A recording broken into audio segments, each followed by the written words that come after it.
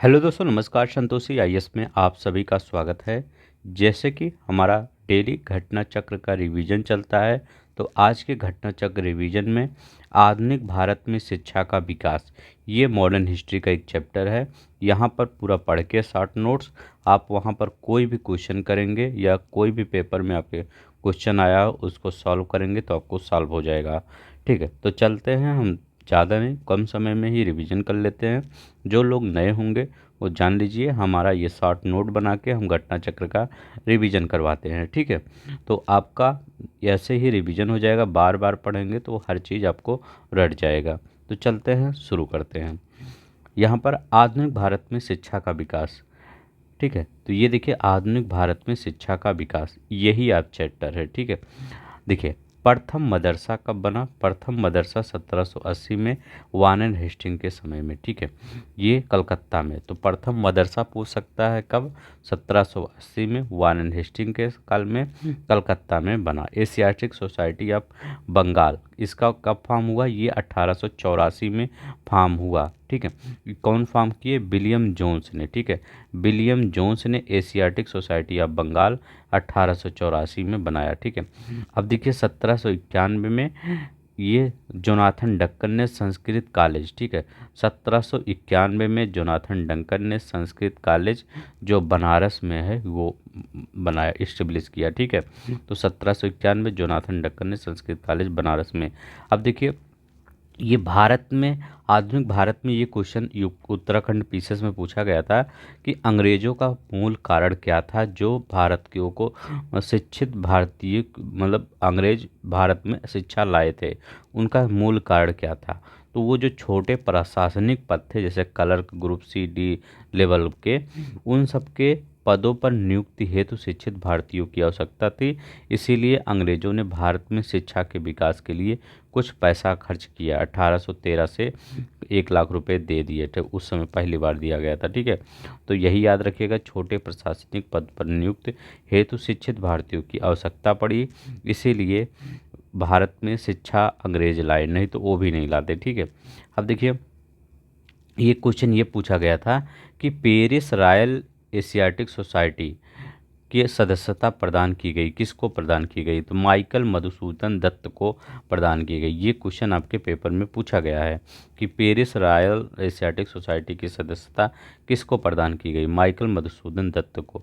अब ये क्वेश्चन पूछा गया था कि भगवत गीता का अंग्रेजी में अनुवाद किसने किया? चार्ल्स बिलिंग्स ने किया। किसने? चार्ल्स बिलिंग्स ने किया अंग्रेजी में अनुवाद। प्रस्तावना इसका, लेकिन भगवत गीता का प्रस्तावना भी एक बार पूछा गया था आईएएस 2001 में कि प्रस्तावना को किसने लिखा? वारेन हेस्टिंग ने। तो वारेन हेस्टिंग ने प्रस्तावना लिखा, भगवत गीता का चार्ल्स बिलिंग्स ने अंग्रेजी में अनुवाद किया। ठीक है, अब देखिए शकुंतला, ये कालिदास की पुस्तक शकुंतला सर विलियम जोन्स ने अंग्रेजी में अनुवाद किया, और अभिज्ञान शकुंतलम का भी सर विलियम जोन्स ने अंग्रेजी में अनुवाद किया। तो शकुंतला और अभिज्ञान शकुंतलम का सर विलियम जोन्स ने अंग्रेजी में अनुवाद किया। इसके बाद देखिए 1813 अधिनियम से शिक्षा के लिए 1 लाख रुपए दिए गए, ये सबको पता होगा। अब देखिए, ये बहुत ही अच्छा, मतलब आयोग बना, वुड डिस्पैच। ठीक है, वुड डिस्पैच 19 जुलाई 1854 में ये फॉर्म हुआ था। इसमें क्या क्या हुआ था? सहायता अनुदान व्यवस्था शुरू की गई थी, ग्रांट इन एड। तो सहायता अनुदान व्यवस्था, जिसको ग्रांट इन एड कहते हैं, ये व्यवस्था शुरू की गई थी। विश्वविद्यालय की स्थापना की सिफारिश की गई थी। याद रखिएगा, विश्वविद्यालय की स्थापना की सिफारिश की गई थी। भारत में अंग्रेजी शिक्षा का मैग्ना कार्टा। ठीक है, तो भारत में अंग्रेजी शिक्षा का मैग्ना कार्टा वुड डिस्पैच को बोला गया था। ठीक है, तो ये अगर पूछा जाए कि भारत में अंग्रेजी शिक्षा का मैग्ना कार्टा किसको? वुड डिस्पैच को। जो 3 विश्वविद्यालय स्थापित किए, तो ये लंदन विश्वविद्यालय वहाँ पर था, उसी की तर्ज पर कलकत्ता, बम्बई, मद्रास में एक एक विश्वविद्यालय की स्थापना की गई थी। ठीक है, तो लंदन विश्वविद्यालय के आधार पर कलकत्ता, बम्बई और मद्रास में एक एक विश्वविद्यालय की स्थापना की गई थी। कब? 1857 में। तो ये क्वेश्चन एक बार पूछा गया था कि ये कलकत्ता, बम्बई, मद्रास में विश्वविद्यालय की स्थापना कब की गई थी? तो 1857 ईस्वी में। उच्च शिक्षा को अंग्रेजी भाषा में देने पर बल दिया गया। तो ये उच्च शिक्षा को अंग्रेजी भाषा में देने पर बल दे दिया गया। देसी भाषा के विकास को भी महत्व दिया गया। ठीक है, तो देसी भाषा के विकास को भी महत्व दिया गया। उच्च शिक्षा को अंग्रेजी भाषा में देने पर बल दिया गया। भारत में अंग्रेजी शिक्षा का मैग्ना कार्टा, वुड डिस्पैच और विश्वविद्यालय की स्थापना। ठीक है, ये वुड डिस्पैच से था। तो इतना याद कर लीजिएगा, इससे ज़्यादा आपका कुछ नहीं पूछा जाएगा। ठीक है, अब देखिए हंटर कमीशन आया था। हंटर कमीशन कब आया? 1882 में। ये मेनली आया था, जो ये वुड डिस्पैच था इसी की समीक्षा करने के लिए ही आया था हंटर कमीशन। एक क्वेश्चन और पूछा जाता है कि प्राथमिक शिक्षा के सुधार और विकास पर बल, विशेष बल देने के लिए कौन सा कमीशन नियुक्त हुआ था? तो हंटर कमीशन नियुक्त हुआ था प्राथमिक शिक्षा के सुधार एवं विकास पर बल देने के लिए, 1854 की समीक्षा करने के लिए वुड डिस्पैच की। इसकी अध्यक्षता डब्ल्यू हंटर की अध्यक्षता में किया गया। अब देखिए ये क्वेश्चन बीपीएससी में पूछा गया था कि नेशनल काउंसिल ऑफ एजुकेशन की स्थापना कब हुई? नेशनल काउंसिल ऑफ एजुकेशन की स्थापना 15 अगस्त 1906 में हुई। कब? 15 अगस्त 1906 में। बीपीएससी 2011 में ये क्वेश्चन पूछा गया था। राष्ट्रीय शिक्षा परिषद 15 अगस्त 1906 में। अब देखिए सैंडलर आयोग बहुत इंपॉर्टेंट है। सैंडलर आयोग 1917 में हुआ। कलकत्ता विश्वविद्यालय की संभावनाओं के अध्ययन के तथा रिपोर्ट के लिए एक आयोग नियुक्त किया गया। इसकी अध्यक्षता कौन करते? यमी सैंडलर ने किया था। ये लीड्स विश्वविद्यालय के उप कुलपति थे। कौन? सैंडलर जो थे वो लीड्स विश्वविद्यालय इसके उपकुलपति थे। इन्होंने 1904 के विश्वविद्यालय अधिनियम की कड़ी निंदा की थी। तो आपको एक क्वेश्चन और आपको यह बन गया कि विश्वविद्यालय अधिनियम कब आया था? 1904 में। एक क्वेश्चन ये पूछ लिया गया था एक बार कि 1902 में विश्वविद्यालय जो आयोग गठित किया गया था, 1902 में विश्वविद्यालय आयोग गठित किया था, लेकिन वो अधिनियम 1904 वाला ही बार बार पूछा जाता है। किसने गठित किया था? कर्जन ने गठित किया था।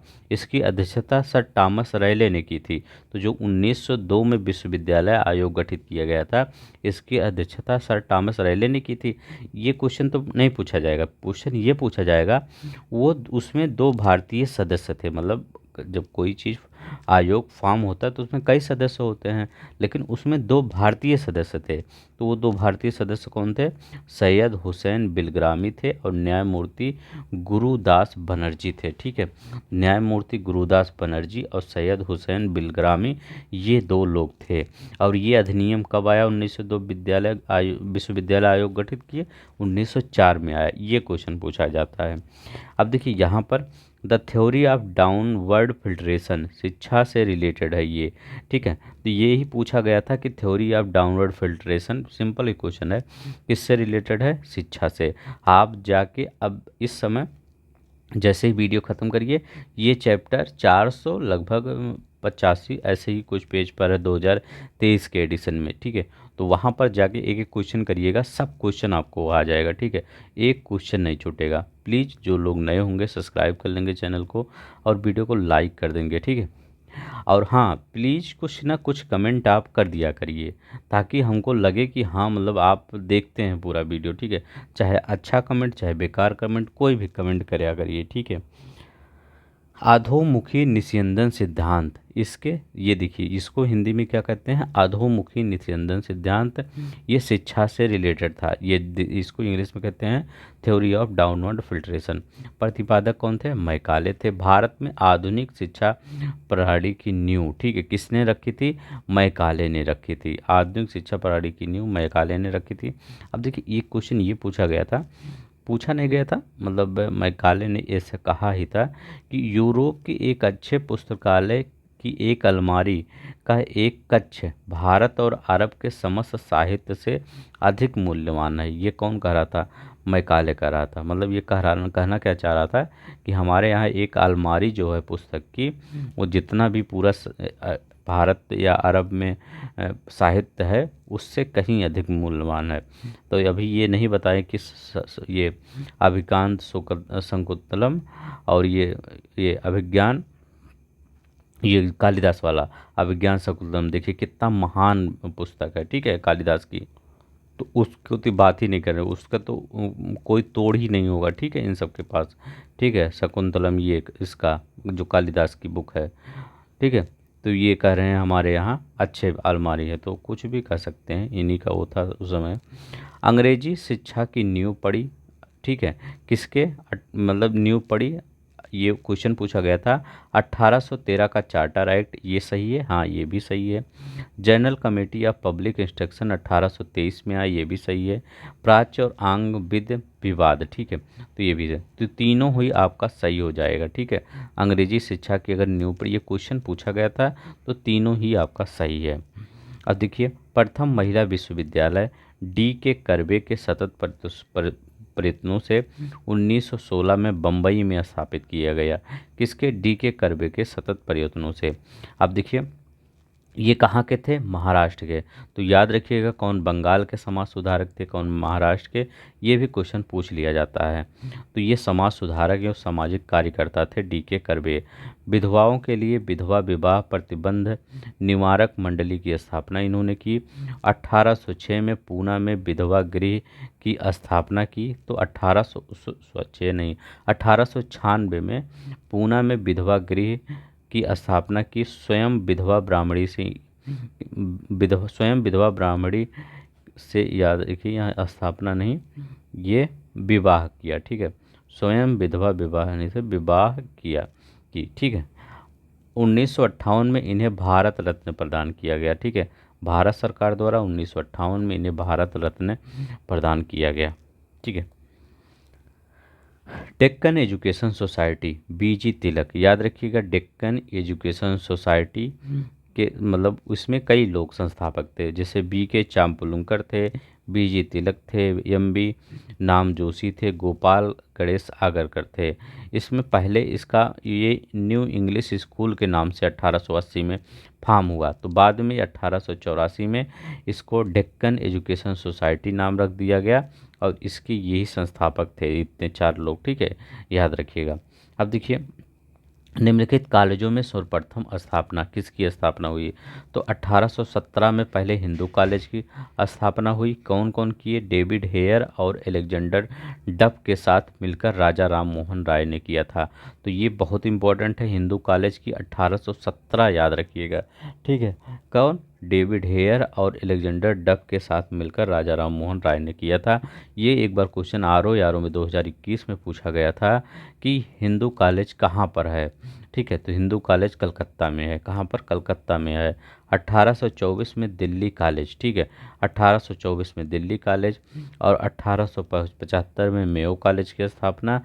1875 में मुस्लिम एंग्लो ओरिएंटल कॉलेज की स्थापना अलीगढ़ में की गई थी, ठीक है। तो 1875 में मुस्लिम एंग्लो ओरिएंटल कॉलेज की स्थापना। अब देखिए, एक मतलब क्वेश्चन और बनता है, बनारस का संस्कृत कॉलेज 1791 में जोनाथन डक्कन ने ऊपर ही पढ़ाया था। ये क्वेश्चन बना था, तभी हम यहाँ दोबारा लिख दिए। कलकत्ता मदरसा वारेन हेस्टिंग ने 1780 में। Fort William college Lord Richard कोले बेलेजली, ठीक है, ये 1800 में फोर्ट विलियम कॉलेज। अब देखिए, फोर्ट विलियम कॉलेज के बारे में याद रखिएगा, ये पूछ लिया गया था आपके आर में कि ये लॉर्ड बेलेजली ने फोर्ट विलियम कॉलेज की स्थापना की। ये तो पता है कब की, तो ये 10 जुलाई 1800 में। यहाँ पे एक बार क्वेश्चन आया था 10 जून 1800 में, ठीक है। तो वो वहाँ पर देखिए कितना माइन्यूट गलती करके आपको दे दिया था। 10 जुलाई 1800 में फोर्ट विलियम कॉलेज की स्थापना हुई, लॉर्ड बेलेजली, ठीक है, इन्होंने की। तो इसका मुख्य उद्देश्य क्या था? यही क्वेश्चन आया था। तो इसका मुख्य उद्देश्य क्या था? ब्रिटिश अधिकारियों को भारतीय भाषाओं की शिक्षा देना। तो ठीक है, जो ब्रिटिश अधिकारी हैं उनको भारतीय भाषाओं की शिक्षा देना, ठीक है, कि मतलब जैसे कोई मतलब इंडियन आदमी काम कराने जा रहा ऑफिस में, तो ब्रिटिश भाषा पता होनी, मतलब ब्रिटिश लोगों को भारतीय भाषा पता होनी चाहिए, तभी तो इंटरेक्ट करेंगे एक दूसरे से। तो इसीलिए इसको फोर्ट विलियम कॉलेज की स्थापना 1800 में की गई। वह ब्रिटिश नागरिकों को भारत में प्रशासन हेतु प्रशिक्षित करना चाहता था। तो यही है, ठीक है, प्रशासन हेतु, मतलब प्रशासन हेतु क्या? भाषाएं जानना चाहिए था, इसीलिए प्रशासन कर सकते हैं, और कैसे। अब देखिए, धार्मिक शिक्षा पर प्रबल वकालत मदन मोहन मालवीय ने की। इन्होंने बनारस हिंदू विश्वविद्यालय की स्थापना का श्रेय इन्हीं को जाता है, ठीक, 1916 में। बट शिलान्यास किसने किया, ये बहुत इंपॉर्टेंट है। एक बार क्वेश्चन आ गया था कि शिलान्यास किसने किया, तो लॉर्ड हार्डिंग ने शिलान्यास किया। धार्मिक शिक्षा की प्रबल वकालत मदन मोहन मालवीय ने किया। बनारस में हिंदू विश्वविद्यालय की स्थापना बट शिलान्यास लॉर्ड हार्डिंग ने किया। ये क्वेश्चन पूछा गया था, ठीक है। अब जाइएगा वहाँ पर क्वेश्चन करिएगा, आपको अच्छा फील होगा। नहीं करिएगा तो 1 से 2 बार देख लीजिएगा। एक क्वेश्चन आपका नहीं छूटा, जितना क्वेश्चन दिया गया था सब क्वेश्चन जो नीचे बॉक्स में दिया रहता वो भी मैं यहाँ लिख दिया हूँ। कोई एक क्वेश्चन नहीं छूटेगा आपका अगर यहाँ इतना पढ़ लिए। चलते हैं अब यहाँ पर उत्तर प्रदेश के पारंपरिक त्यौहार, मेला और महोत्सव देख लेते हैं। नौचंदी मेला कहाँ और कहाँ पर, मेरठ में लगता है। देवा मेला देवा शरीफ बाराबंकी में लगता है। फैजाबाद अब अयोध्या हो गया है। यहाँ रामनवमी रामायण मेला, रामायण मेला 2 जगह आप पढ़ते हैं, चित्रकूट में भी लगता है। तो चित्रकूट और अयोध्या दोनों में लगता है, ठीक है। अब देखिए यहाँ पर तुरकुलह मेला, मकर संक्रांति खिचड़ी मेला, ये कहाँ लगता है, गोरखपुर में। गोविंद साहब मेला, ये कहाँ लगता है, अम्बेडकर नगर में लगता है गोविंद साहब मेला। अब देखिए गोविंद साहब मेला किचौसा शरीफ कहाँ, अम्बेडकर नगर में है। तो 2 अम्बेडकर नगर में पूछा जाता है, गोविंद साहब मेला और किचौसा शरीफ, ये कहाँ है, अम्बेडकर नगर में। कुशीनगर में बुद्ध महोत्सव होता है, ठीक है, कुशीनगर में बुद्ध महोत्सव। अब देखिए वाराणसी में देव दीपावली नक्कटैया गंगा महोत्सव। तो वाराणसी में देव दीपावली नक्कटैया और गंगा महोत्सव ये वाराणसी में होता है। प्रयागराज में कुंभ मेला माघ मेला, ठीक है। प्रयागराज में क्या होता है, कुंभ मेला और माघ मेला। धुरिया कहाँ का लोक नृत्य है, बांदा का है, ठीक है। ये बांदा मतलब ये बुंदेलखंड एरिया का, ठीक है। आयुर्वेद महोत्सव कई बार पूछा गया है, झांसी में होता है। देखिए आगरा में कौन कौन से मेला लगता है, कैलाश मेला बहुत इंपॉर्टेंट है, ठीक है। कैलाश और ये नौचंदी बार बार पूछा जाता है, मेरठ वाला नौचंदी। अब राम बारात ये आगरा में। गंगौर मेला ये आगरा में। पशु मेला या बटेश्वर मेला आगरा में। ताज महोत्सव आगरा में। लठमार होली मथुरा में। श्री कृष्ण जन्माष्टमी ये मथुरा में। मटकी लीला, तो मटकी लीला कहाँ पर, मथुरा में, ठीक है। मतलब कृष्ण भगवान से मथुरा में ही होगा।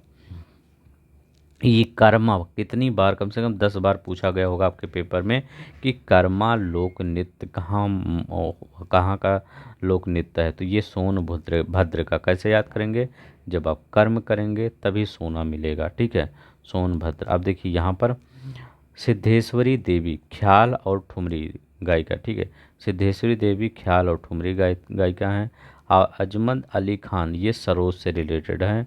बिरहा पूर्वांचल का गीत है। लच्छू महाराज जो बिरजू महाराज कत्थक से रिलेटेड हैं, आला महोबा में होता है। नटवरी पूर्वांचल में होता है। हाथरस और कानपुर में रंगमंच होता है, ठीक है। तो इतना आपका पेपर में इतना ही पूछा गया था अभी तक, ठीक है। तो इतना हो गया, ठीक है। तो आप का ये डेली रिवीजन ऐसे ही चलता रहेगा। अब हम क्वेश्चन आंसर जो नीचे करवाते थे वो ऑब्जेक्टिव में वो नहीं लाएंगे, क्योंकि हम आपको क्वेश्चन आंसर अब अलग ही एक सीरीज ला रहे हैं, ठीक है। वहाँ पर हम आपको क्वेश्चन आंसर एक्सप्लेन करेंगे, ठीक है। इसीलिए हम नीचे लाना बंद कर दिए हैं, ठीक है। अब आपका ऑब्जेक्टिव टाइप में एक सीरीज चलने वाली है, मतलब वो सीरीज वही होगी 1991 से 2023 का पेपर, ठीक है। तो आई होप कल परसों से वो भी आने लगेगा आपका, ठीक है। थोड़ा सा टाइम का इशू हो जाता है, नहीं तो मैं सोचता हूँ काफ़ी चीज़ें आपको पढ़ा दूँ, बट टाइम का मेरे भी पास कुछ कम समय है, ठीक है। तो प्लीज़ जो लोग नए होंगे प्लीज़ सब्सक्राइब कर लेंगे चैनल को, वीडियो को लाइक कर देंगे और कमेंट बॉक्स में अच्छा बुरा कुछ भी होगा कर देंगे, ठीक है। धन्यवाद, नमस्कार, जय हिंद, जय भारत।